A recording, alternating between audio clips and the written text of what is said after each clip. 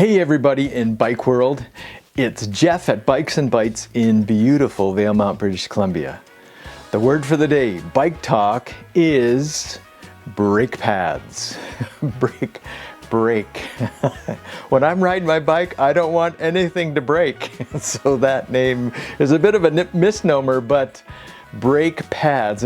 And you know, like a place you hang out like a pad, that's not where we're going. A brake pad is an apparatus that's attached to your brakes that is replaceable. I'm going to show you a few right now. Here's 3 Shimano type brake pads. The top 2 are used and need to be replaced. The bottom one is brand new.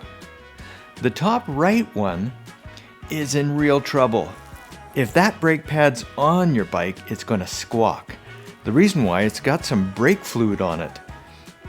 The one on the left, you can see by the shine that brake pad has been ground right down to the metal, and the sound of that brake pad would be a scraping. So if your